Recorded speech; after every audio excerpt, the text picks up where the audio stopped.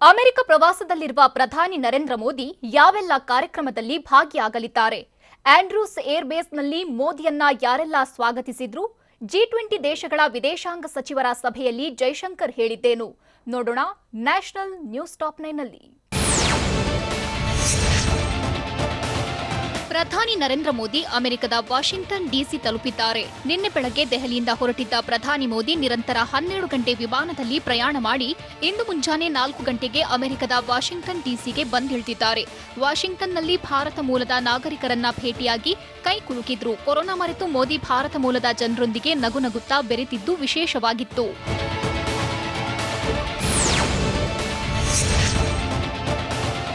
ಇಂದು ಅಮೆರಿಕದ ವಾಷಿಂಗ್ಟನ್ನಲ್ಲಿ ಪ್ರಧಾನಿ ಮೋದಿ ಕೆಲ ಪ್ರಮುಖ ಕಂಪನಿಗಳ ಸಿಇಒಗಳ ಜೊತೆಗೆ ಸಭೆ ನಡೆಸಲಿದ್ದಾರೆ. Qualcomm, Adobe, First Solar, General Atomics, Blackstone, Apple ಕಂಪನಿಯ ಸಿಇಒ ಟಿಮ್ ಕುಕ್ ಸೇರಿದಂತೆ ಪ್ರಮುಖರ ಜೊತೆಗೆ ಚರ್ಚೆ ನಡೆಸಲಿದ್ದಾರೆ. ಭಾರತೀಯ ಕಾಲಮಾನ ಇಂದು ರಾತ್ರಿ 7:10 ರಿಂದ 8:50 ಸಮಯದಲ್ಲಿ ಸಿಇಒಗಳ ಜೊತೆಗೆ ಮೋದಿ ಸಭೆ ನಡೆಸಲಿದ್ದಾರೆ.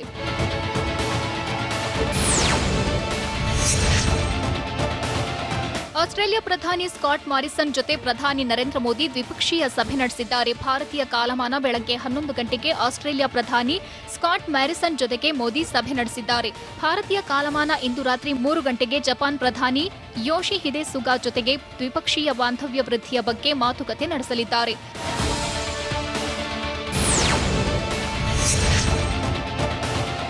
ಭಾರತದ ಪ್ರಧಾನಿ ಮೋದಿ ಇಂದು ಅಮೆರಿಕದ ಉಪಾಧ್ಯಕ್ಷೆ ಕಮಲಾ ಹ್ಯಾರಿಸ್ ಜೊತೆಗೆ ಸಭೆ ನಡೆಸಲಿದ್ದಾರೆ. ಭಾರತೀಯ ಕಾಲಮಾನ ರಾತ್ರಿ 12:45ಕ್ಕೆ ಅಮೆರಿಕ ಉಪಾಧ್ಯಕ್ಷೆ ಕಮಲಾ ಹ್ಯಾರಿಸ್ ಭೇಟಿಯಾಗಲಿದ್ದಾರೆ. ಕಮಲಾ ಹ್ಯಾರಿಸ್ ಮೂಲತಃ ಭಾರತದ ತಮಿಳುನಾಡು ಮೂಲದವರು. ಅಮೆರಿಕದಲ್ಲೇ ವಕೀಲೆಯಾಗಿದ್ದ ಕಮಲಾ ಹ್ಯಾರಿಸ್ ಬಳಿಕ ರಾಜಕೀಯ ಪ್ರವೇಶಿಸಿ ಈಗ ಅಮೆರಿಕ ಉಪಾಧ್ಯಕ್ಷರಾಗಿದ್ದಾರೆ.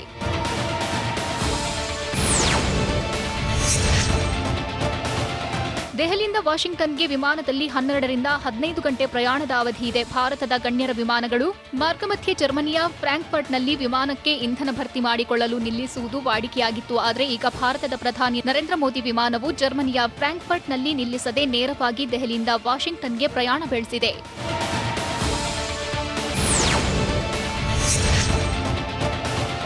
ಭಾರತದ ಪ್ರಧಾನಿ ಮೋದಿಯವರ ಸಂಚಾರಕ್ಕಾಗಿ ಹೊಸ ವಿಮಾನ ಖರೀದಿಸಲಾಗಿದೆ. ಹೊಸ ಏರ್ ಇಂಡಿಯಾ 1 ಬೋಯಿಂಗ್ ವಿಮಾನ ದೀರ್ಘಾವಧಿಯ ಹಾರಾಟದ ಸಾಮರ್ಥ್ಯ ಹೊಂದಿದೆ. ಮಾರ್ಗಮಧ್ಯೆ ಇಂಧನ ಭರ್ತಿಯ ಅಗತ್ಯವಿಲ್ಲ.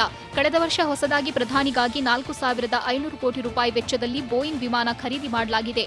ಈ ವಿಮಾನದಲ್ಲೇ ಪ್ರಧಾನಿ ಮೋದಿ ನೇರವಾಗಿ ದೆಹಲಿಯಿಂದ ಅಮೆರಿಕದ ವಾಷಿಂಗ್ಟನ್ಗೆ ಎಲ್ಲೂ ಇಂಧನ ಭರ್ತಿಗಾಗಿ ನಿಲ್ಲಿಸದೆ ಹಾರಾಟ ನಡೆಸಲಿದ್ದಾರೆ.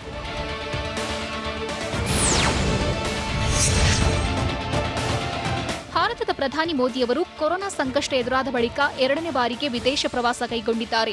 ಈ ವರ್ಷದ ಮಾರ್ಚ್ನಲ್ಲಿ ನೆರೆಯ ಬಾಂಗ್ಲಾದೇಶಕ್ಕೆ ಭೇಟಿ ನೀಡಿದ್ರು. ಈಗ ಅಮೆರಿಕಕ್ಕೆ ಹೊಸ ಬೋಯಿಂಗ್ ವಿಮಾನದಲ್ಲೇ ಪ್ರಯಾಣ ಮಾಡಿದ್ದಾರೆ. ಈ ಹಿಂದೆ ಮನಮೋಹನ್ ಸಿಂಗ್ ಕಾಲದಲ್ಲಿ ಅಮೆರಿಕಕ್ಕೆ ಹೋಗಲು ಜರ್ಮನಿಯ ಫ್ರಾಂಕ್ಫರ್ಟ್ನಲ್ಲಿ ಇಂಧನ ಭರ್ತಿಗಾಗಿ ವಿಮಾನ ಲ್ಯಾಂಡಿಂಗ್ ಆಗ್ತಿತ್ತು.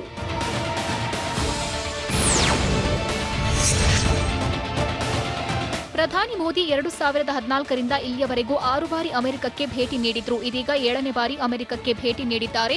ಈ ಹಿಂದೆ ಬರಾಕ್ ಒಬಾಮಾ ಹಾಗೂ ಡೊನಾಲ್ಡ್ ಟ್ರಂಪ್ ಅವಧಿಯಲ್ಲೂ ಅಮೆರಿಕಕ್ಕೆ ಮೋದಿ ಭೇಟಿ ನೀಡಿದ್ರು. ಈಗ ಅಮೆರಿಕದ ಅಧ್ಯಕ್ಷ ಜೋ ಬೈಡನ್ ಆಹ್ವಾನದ ಮೇರೆಗೆ ಅಮೆರಿಕಕ್ಕೆ ಭೇಟಿ ನೀಡಿರುವುದಾಗಿ ಪ್ರಧಾನಿ ಮೋದಿ ಹೇಳಿದ್ದಾರೆ.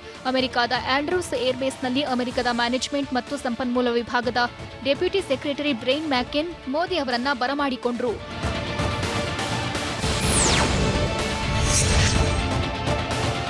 ಅಮೆರಿಕ ಪ್ರವಾಸದಲ್ಲಿರುವ ಭಾರತದ ವಿದೇಶಾಂಗ ಸಚಿವ ಜೈಶಂಕರ್ G20 ದೇಶಗಳ ವಿದೇಶಾಂಗ ಸಚಿವರ ಸಭೆಯಲ್ಲಿ ಭಾಗಿಯಾಗಿದ್ರು. ಅಫ್ಘಾನಿಸ್ತಾನದ ಬಿಕ್ಕಟ್ಟಿನ ಬಗ್ಗೆ G20 ದೇಶಗಳ ಸಚಿವರ ಸಭೆಯಲ್ಲಿ ಚರ್ಚೆಯಾಗಿದೆ. ಅಂತಾರಾಷ್ಟ್ರೀಯ ಸಮುದಾಯವು ಅಫ್ಘಾನಿಸ್ತಾನದ ಮಾನವೀಯ ಬಿಕ್ಕಟ್ಟಿಗೆ ಒಗ್ಗೂಡಿ ಸ್ಪಂದಿಸಬೇಕೆಂದು ಭಾರತ ಹೇಳಿದೆ. ನೆರವು ನೀಡುವವರಿಗೆ ಯಾವುದೇ ನಿರ್ಬಂಧ ಇರಬಾರದು.